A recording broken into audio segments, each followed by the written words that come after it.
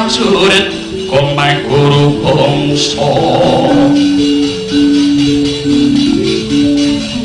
tetep kaya putula para panjriting turangga westi nyuwun dwaja kang kekiterem kata ingkang dwaja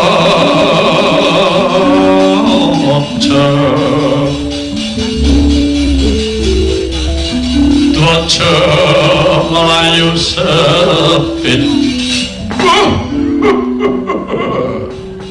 wah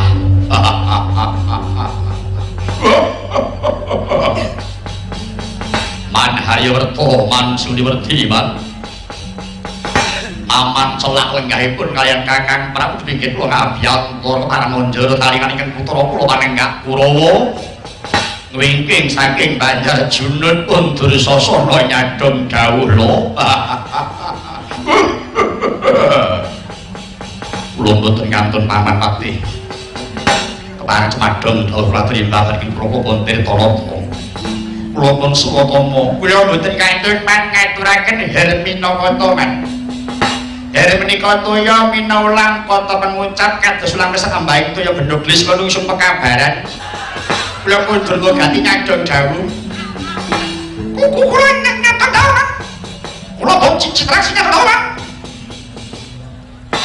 amak-amakku Kurawa kabeh aja padha saur manuk ya nggih oleh padha nyuwun pawarta kepara becik padha sirep sanetara aku bakal paring dawuh tuwun padha midhangetna ya nggih wah nggih man piye paman nggih man sinuwun nampa sedahan saka praja Ngamarta Pandhawa bakal miwigawe tasyakuran ngumpulake ratu cancah 100 negara nanging aku atur pamrayoga sinuwun aja nganti pindah nyang Ngamarta nggih awit yen nganti sinuwun ngrawuhi sedahan nyang Ngamarta pandhakane wong akeh sinuwun wis wedi karo Pandhawa mula ditimbali ya banjur teka sampe wis rumangsa miris nonton kekuataning Pandhawa aku ngerti kok nggih marang kareping Pandhawa aku ngerti ing tata gelar dheweke ngamakake tasyakuran ning saklugune ya mung kanggo sarana oleh bakal nelukke para ratu mau kok dur ya mengaja nganti ngawis tarani lah banjur api-api nganggo disangkani tasyakuran kuwi ra ngono to dur kuwi la tala wah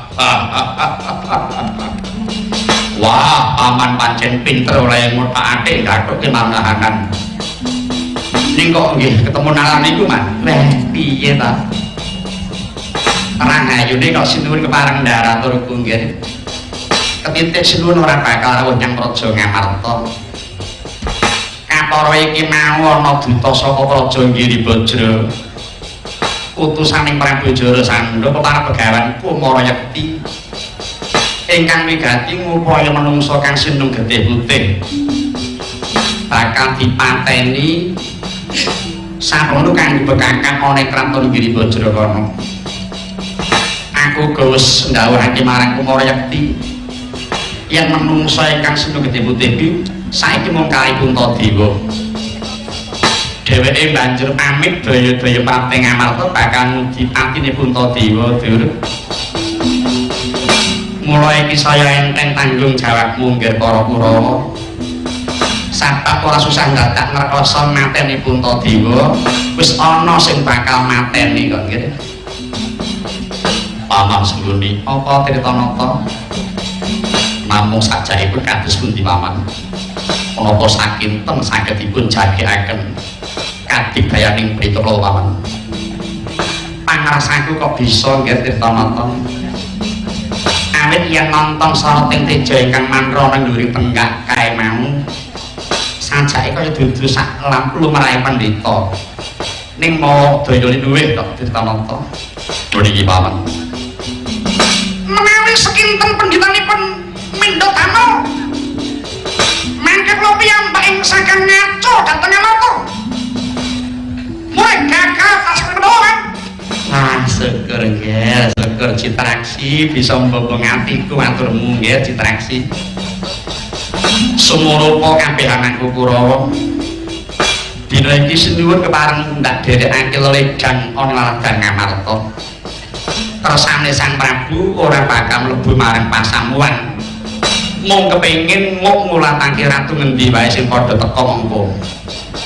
Awit aku mesthekake ya ratu sing padha teka mau ing besuke bakal sabiyantu marang Pandhawa tumapaking Bratayuda kuwi.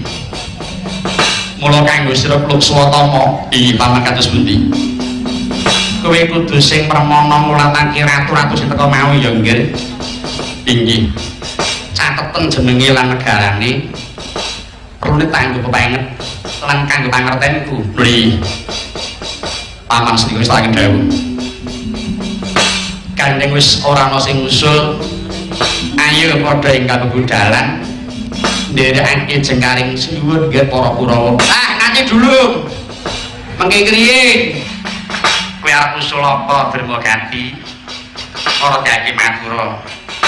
Terima kasih Paman paring wekdal dhateng kula saha kula dipundhawaken permen yang terakhir. Kowe kena usul yang mung tak jaluk yen usul ujubna saran sing becik Dermagati. Bab saran niku jelas ada. Kudu penemu niku penting tumrap wong duwe gegayuhan, Man. Kula namung kepengin sumbang saran mboten kok ajeng adu-adu. Sebab apa? Nek bangsa adu-adu, ngedu kumba, icuk-icuk, gawe nukurup niku sanes sumbang saran. Ning niku saran sing sumbang. Tegese saran sing nyoyo-wara niku, Man. Yen ngono kabeh sing tak dawani iki mau mampenmu klebu luput. Salah atau tidak itu nanti terserah pada penelitian kok, Man.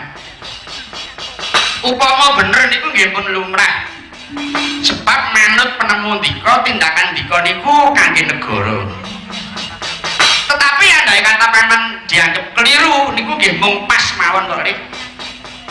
Sebab tindakan sampeyan wonten unsur fitnah ingin mencelakakan orang lain. Dermagati, siap Om.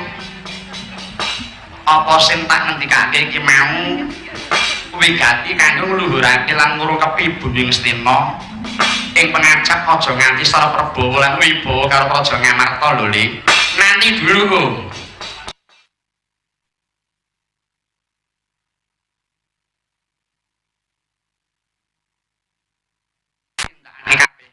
Tau parentahe ratu iki, Lik. Saniki kula ajeng takon kali sampean, takon apa? Nuwun sewu sampean niku robot napa tiyang? Lah sak weruhmu aku iki mlaku nganggo baterai apa nganggo nyawa?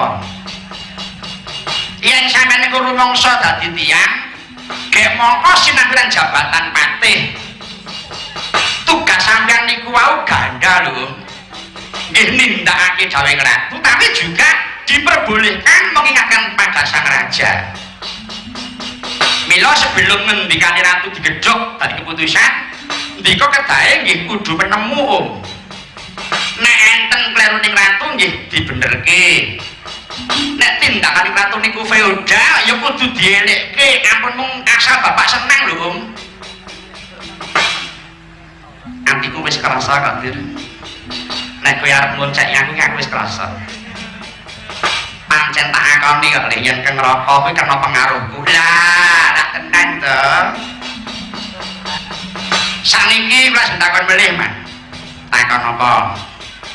Napa bedane tembung karep nyukupi kalih nyukupi karep? Karep nyukupi kuwi karep ya bisa ngrampungi. Kuwi karepe. Ning yen nyukupi karep kuwi nyukupi butuhe dhewe. Ora ngono ta? Leres pancen nggen tata gelar ndika niku gadah karep kepengin nyukupi. Tapi dalam batin sampeyan yang sudah divisualkan lewat tindakan sampeyan jebul ndika mung nyukupi karep nggih mboten. Ora tedeng aling-aling tedeng. Ora mung karep nyukupi ning malah dua-duanya. Terus terang sebab kabeh iki karep tekan butuhe kok nggih.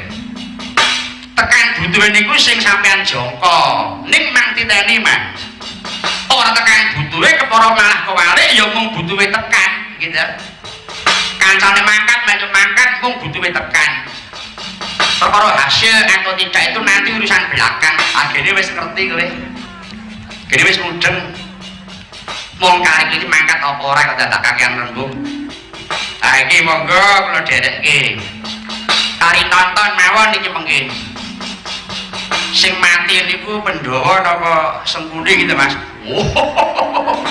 malah dungake pakne cilik kengkenan pendhita ajeng mateni Puntadewa tapi saya yakin kok Mas tidak hanya yakin aku yakin kepala Ainul yakin Puntadewa ora bakal mati sebab begini iki lakone sanes patine Puntadewa titik cak nek koplo swatama kula wonten dawuh para daki metu njaba nggih parentah napa radio kula kaya wadah sampun yo mengestu sing ati-ati bli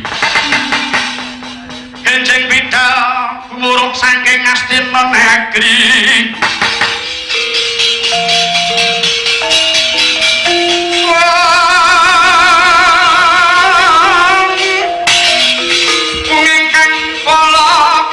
Prabu sananira lir surya dalira saka ing jwalanidi arsa madangi jagat tumunguk-umuk haning sapucating ukir martabak pang sembilan kena soroting surya nampuk megolan gunung-gunung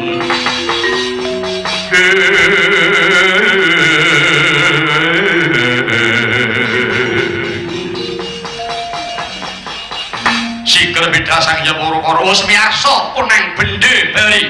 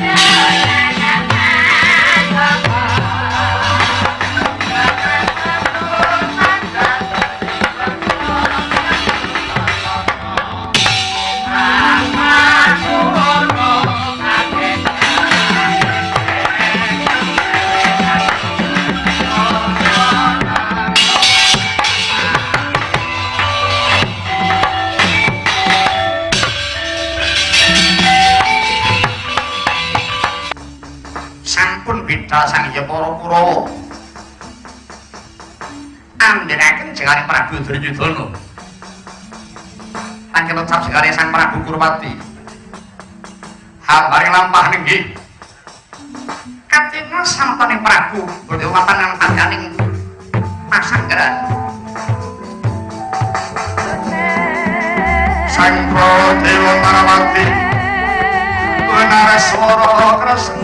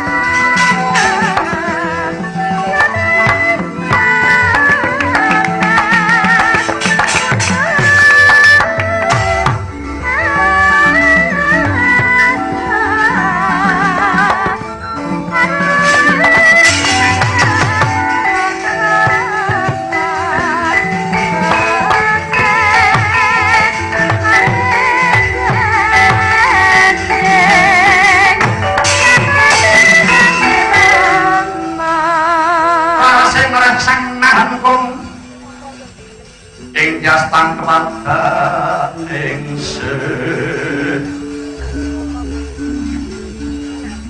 kesang sayang kulito lukatin yang ngangui wong rancoko miwak wigeno inu pito yang sanggari rinepo omo puspito pantas patrape kang wali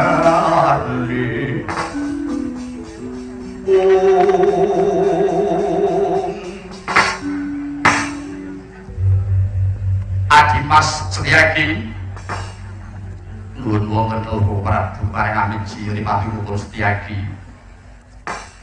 Setyaki mau mireng dhewe munggo apa kang dadi pentingane Kyai Prabu Kresna manawa dina iki Rajaning Raja Dwaraka pinastani mangkon kakang di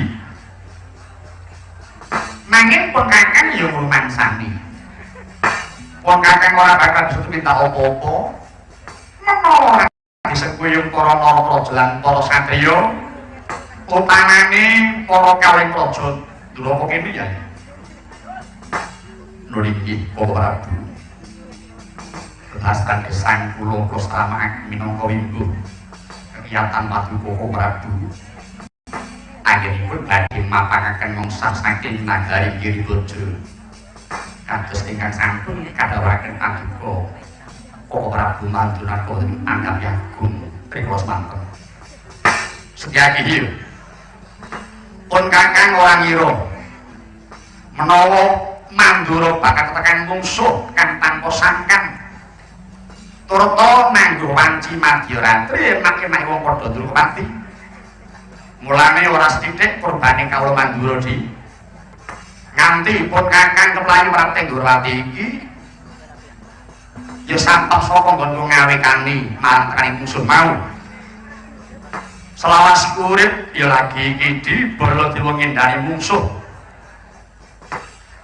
Prabu priye anggen Paduka jengkas ing Mandura kula wau mboten badhe nyuda luhuring derajat Paduka awit jengkal Paduka menika mboten ana wajrih kaliyan kiyataning mengsah namung inggih labet mengsah ingkang dhateng tanpa pariwara duwe nanggung ing wanci dalu ibaratipun kados tiyang lumampah wonten tengahing margi mongko boten jawab boten grimis lajeng wonten semanten gelap ingkang swara sinten boten kaget kok Prabu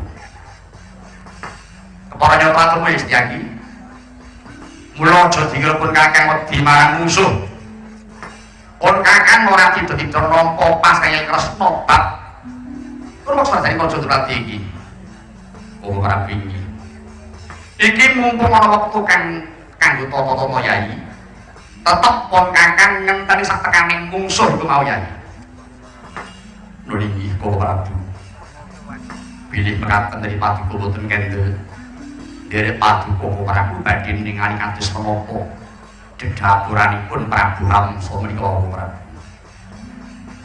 Paduka lho wonten dawuh sinuwun sarikatna wadya Mandura monggo wadya Dwaraka kang wigati kanjeng musuh aku to lho iki sinuwun ngestoake dawuh setyaki wonten dawuh marang kabeh para panira Dwaraka lan Mandura ingsun kundhut padha netepana marang prastyaning satriya Tama kados pundi kabaripun satriya Tama iku sepisan setya mrinusa bangsa lan negara kang lumaris sebut setya Prabu mriki kaping pindho lampun manggon perang yang luwung tatu arang keranjang tinimbang dari nandang wirang kaping telu yen Bantayuda luwih becik bali kunarpa karya sema tinimbang wirang Ranenggana mriki kaping papat bisa ngayomi marang andhane pinter ngatur gelaring baris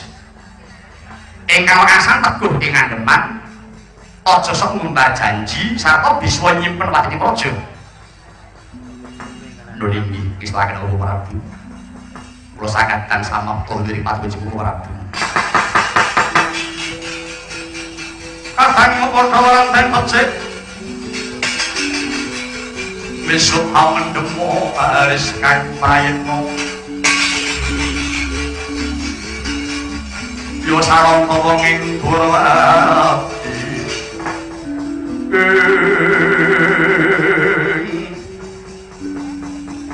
ucapan kang sowan nggih kula ingkang sowan Kanjeng Sinuwun ora kata apa nggih sinuwun menika mengsah saestu sampun andhateking negari Durawati Ketemu tak legetak jojo Pak mawi melenges mekut takon ing lati Nitron ing muntaran waduh kende temen musuh iki ucapan gue wonten dawuh sawigan napa radya bala saka Mandra Dwaraka aja padha karo den gawe ayo derek parajenenging saka tepis wiringing Praja Durawati yen kelakon dadi Bantayuda aja nganti ngrusak pamrih Praja Durawati ya mriki sendika setyaki wonten dawuh ana kene iki para prayoga Dwaraka diuji oleh prastyan lan kasektene yai Koko Prabu kepareng lenggah ingkang prayogi kula piyambak ingkang sagah ngendhak tanganipun Sahawa Prabu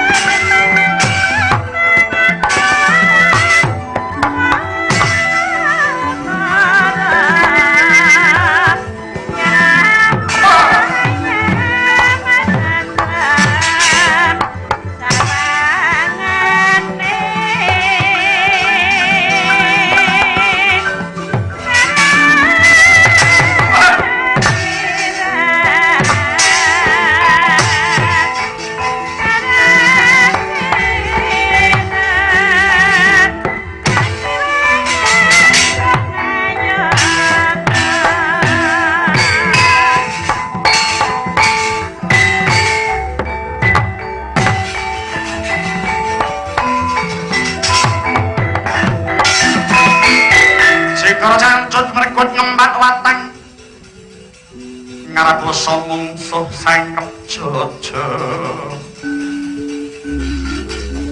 kantaran tau sayekti wong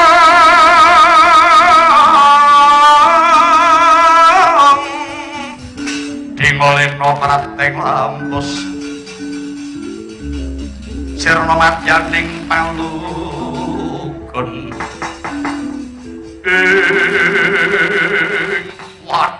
waduh durung nganti manjing gapura dwara wis ngakono marga sapa iki duwe tangguh paring bali takon sapa sing pundi pinakamu well atal kita kone gantakon opo atenmu kekaman saka kene bojro pendare Sang Prabu Hamsa Raden Temenggung Myanting Retsu Dibyanung Sastrawinara jenengku yakin ngaku sapa jenengmu pangkat ora beda kowe kekaman saka Ndrawati Temenggung Yudapati wah Yudapati ora nyoba kowe arep ngopo endi Kresna endi Baladewa yen ketemu tak bondo tangane srimpung ditugel gulune langkat wonten ngucap kasembatan karep nanging langkah ana banget Yudapati apa arep apa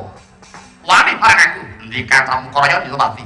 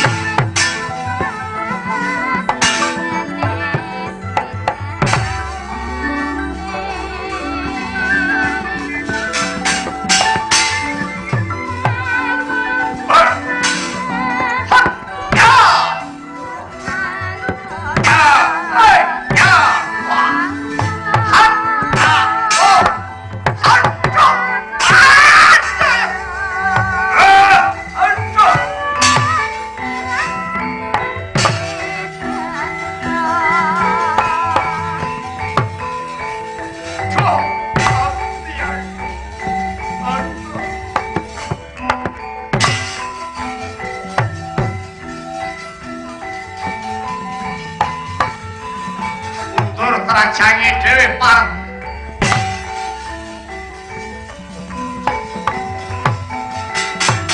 hoi ya awas ya aduh wah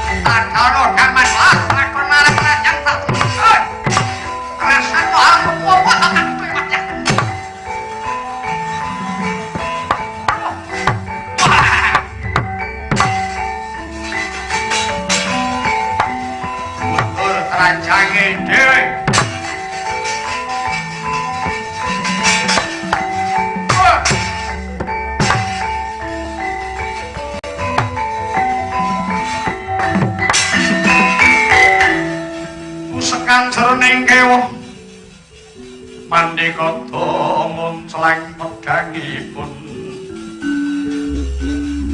kang katangan praja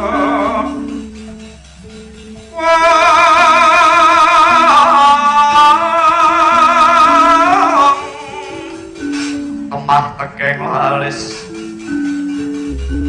surat manengkar gumur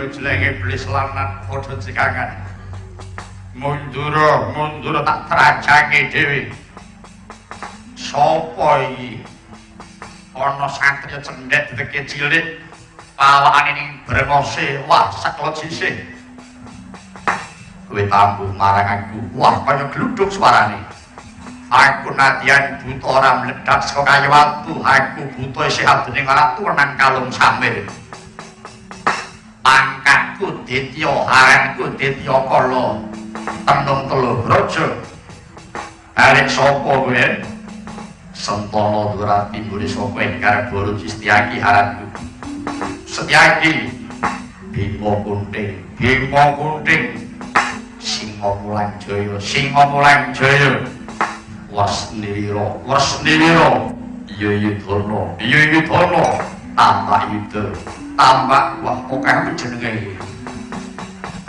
Setyaki ana parang ndi Baladewa ndi Kresna ndak tugele gulune langkah ana bagian Setyaki ora tinggal gandang limpahmu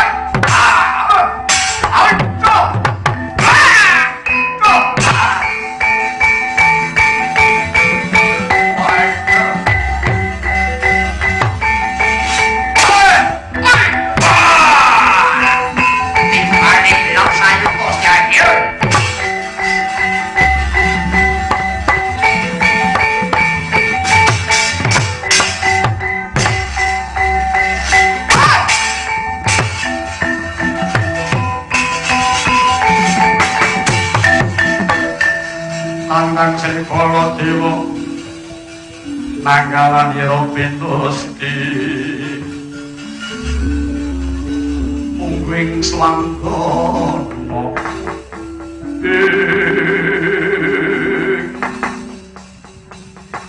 Dimas Setyaki ingkang kumleyang inggih Ko Prabu mungsu sapa di kula mengsah kayan yaksa menang apa kalah ing sakare kula menika mimpang nanging duh Kakang Prabu piyambakipun nolong lampah kanthi ndalaken gelap sedaya ngantos kula kontal saking palagan lho eneng buta pamper gelap saking to lho iki mundura dapure butane kaya apa Pak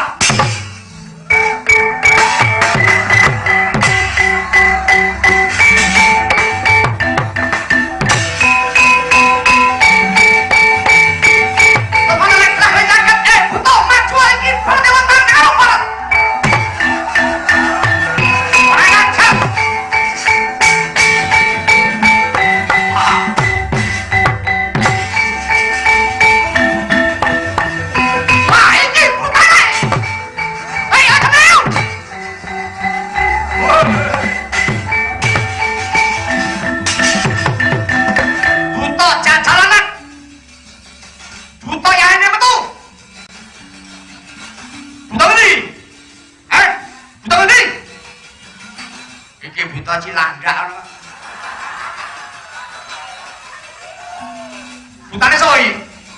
Butane sapa? Ageme Pak Jarwo. Yane metu, diperintah karo panitia kok. Waton ngucap. Ayo ngaku. Kowe sapa? Kowe sapa? Aja bengok-bengok aku ora budhek. Watak kowe sini. Ayo ngaku kowe sapa? Kowe dadak bareng lu. Ditarmake. Buta ki yang ngono kowe kok. Buta kok kok ora entuk. Ngaku. Kowe tangguh marang aku iya. Sapa? Oh setan. Malah uwur mikir aku tok sentake ngono kowe. Wis lalen disentak. Aku dadi kala tenung teluh braja. Wah! Tenung teluh braja. Iya. Buta tukang nyantet iki. Gak iso sapa iki? Piye? Piye? Kowe iki sapa? Lho. Durung ana karo kowe? Durung ana? Gong. Wah, gong iki buta ngawi, gong. Lek nang mripatmu, balon kowemu. Lek tuwet Guru Prabu Baladewa Pakrasana. Soal itu toh, ya jalan dara. Ngerti? Mbah. Kaya jemung suruh ayo Baladewa mandi ngono. Weh lantal. Ketara hati-hati. Rasa meling. Rasa meling. Meling iki apa? Oh alah. Wong Sultan kok dipaido. Weh, lakon huntal Malang. Waduh kadoan. Kadoan hutan yang Malang iki apa? Kok ini kurang hutan-hutalan? Malah sering disuruh iki. Untal Malang ki aja dipedhot-pedhot dadekno siji kuwi sumpah kok ngutang kok nyang Malang ki ngopo? Kene dicepaki-pirang desa dadak nyang Malang. Dadak ngebis. Ora mung saya iki dewa untalan, arep milih apa? Arep muntal apa? Muntal sirah, yo sirah. Muntal dodok, yo dodok. Muntal kuku, yo. Alah kok yo kono. Nek butuh ra yo ora sodok-sodoke. Weno isih, ala ora ngatur omahe iki isih. Wah, lakon wae iki tungkakku kacau.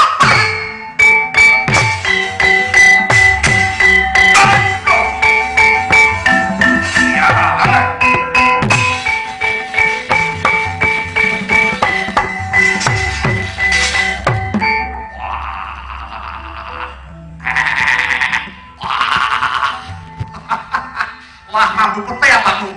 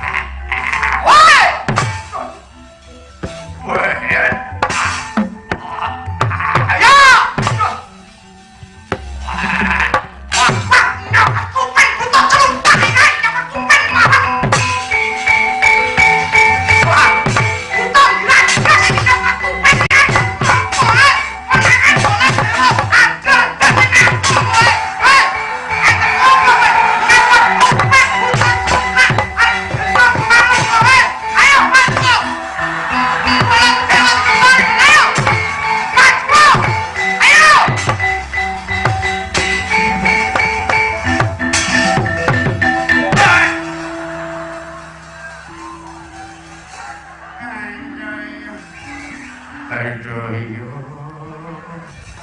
alabiya. Eneng apa ayo tangi? Kula mang tangekke. Tangi dhewe wis gedhe kok nangekke. Oh, alah.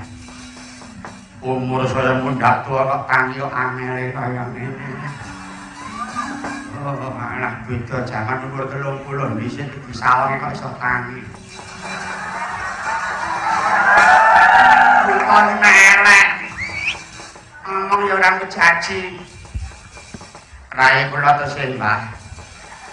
Isih. Menungso sapa? Prabu Baladewa. Wah.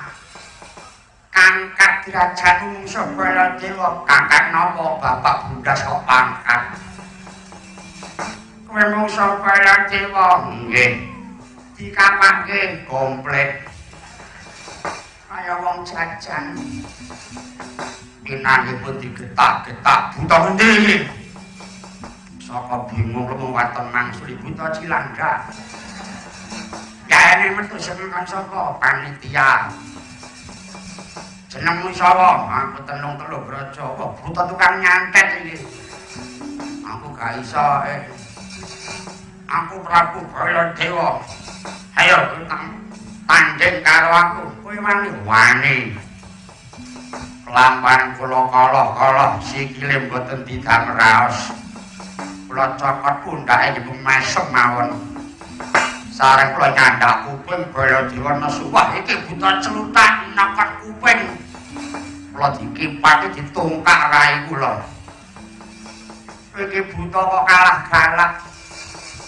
Pun penembangan pun maidu. Aja kowe sing temantang. Ben ratumu sumangga berban.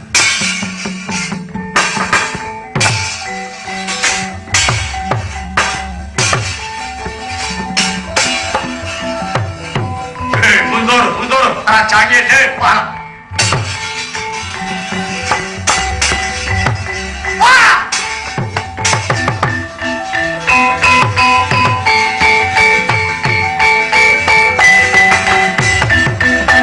Cikurang kala teningal.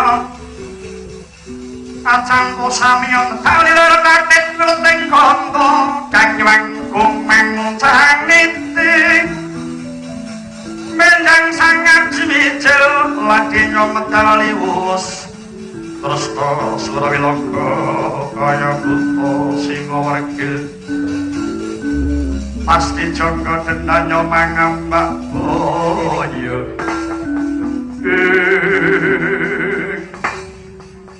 wila talak Prabu Baladewa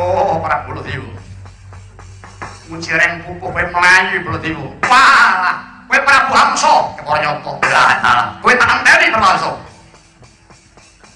kowe retus rekalon laku Prato wanci bonyo wanci wong turu mati tak jarak dewa dene aku urus mikut marang kowe Kang Mangkundo Ratu Pandura para dyai belum menyawamu kelakon tak sewentarang Sudara Sandha mledung anu iki tak ana tangan ayo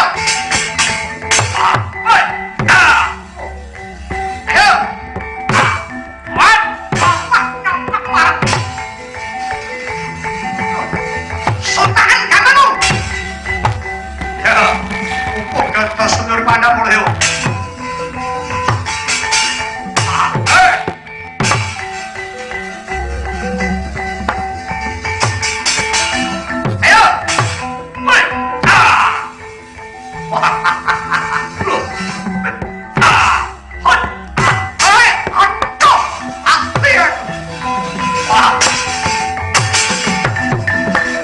rambut urip dinggo apa nenggala madana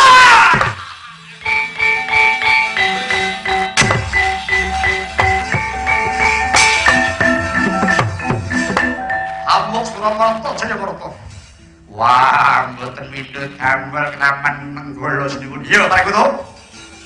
Gumlundung setangane Prabu Hamsa. Iya. Namung keparang wae mut jenengan priye? Piyambakipun kagungan kadang taruna naminipun Prabu Dimbaka. kalokanipun menawi Hamsa pecah dipun langkai rainipun saged sang malih. Ngono. Iya. Gunake akal Prabu. Akal wis endi? Dina iki ku anane Hamsa temuna segara. Lho perintahno Wagya Mandragawati lan padha walok Hamsa dadi banyu. Lho iki sedika jenenge.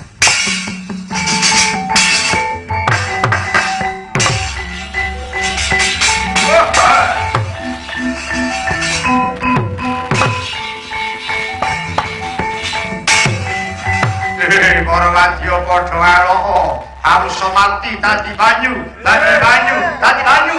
Hamsa dadi banyu. Hamsa dadi banyu.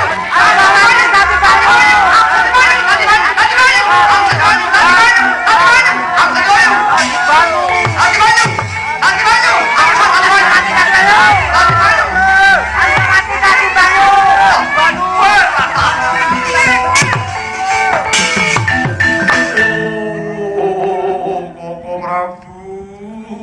Koko Prabu Hamsa pisah boten ganggu kelapan Sidetatus toya walah kalah Baladewa pancen nampuh pusakamu. Kakang Prabu Hamsa wis dadi anteting Prabu Dimbaka sabaya mukti sabaya mati. Oh Kakang Prabu kula boten ganggu susul paduka kok Prabu Hamsa sampun songo.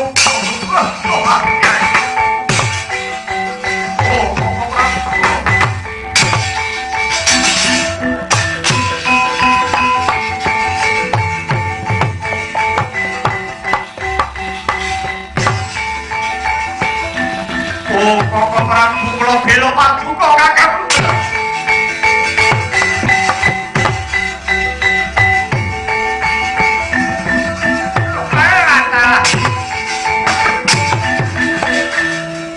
Lang-lang driya mangun kong kanggo batri mangler-leno tanpa kanen. Yen tantulu samenggo tiyah utama. Lakal seswaku nggih Hamsa Dimbaka kowe kena ngapus Dimbaka kowe dadi korban akaling Baladewa Wadya Dwaraka Mandra padha walok Hamsa mati dadi banyu Dimbaka sesusul ambyur segara bela pati lah ora mung naka lakal ya digunakake wong Mandura iki ya kowe aja suntar Ratu Mandura. Cekak aku durung kalah. Ning aku ora ana gunane ndadak maget musuh nang Baladewa. Becik aku bali nang Giri Bocor matur marang sinuwun mbuh dadimu Baladewa.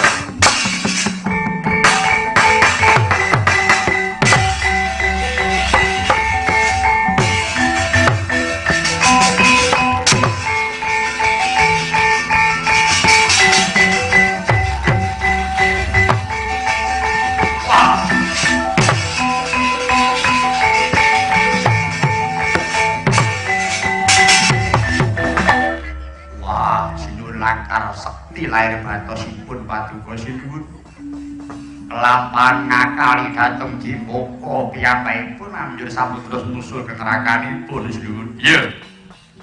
Mung semono kekuwataning Ratu Raka Prakuta kula nekno nyuningi.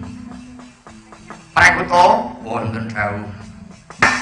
Wis padha mundur barisan saka Giri Bajra. Ingsun ninggal bakal sumusul tateng Raja Ngamarta. Semula saya tresna kang digati bakal nakseni sukurane Kurkatan Pandhawa Prakuta. Lho niki namung sugeng paduka ingkang sinuwun. Kowe enggal bali nyang Praja Mandura. Kula nata nyuningi. Aja nganti nyuwungke marang pasiwakan kowe dadi sulihku Prakuta. Lho niki sendika. Ayo serang-serangan Prakuta, monggo kula dherekaken sinuwun. Riris harta pawonuting ranu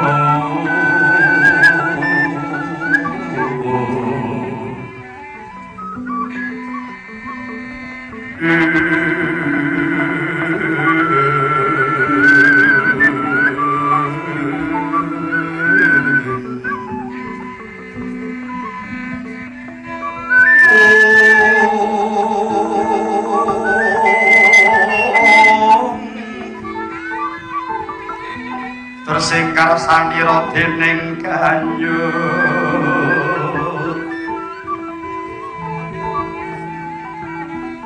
manis selingira Gusti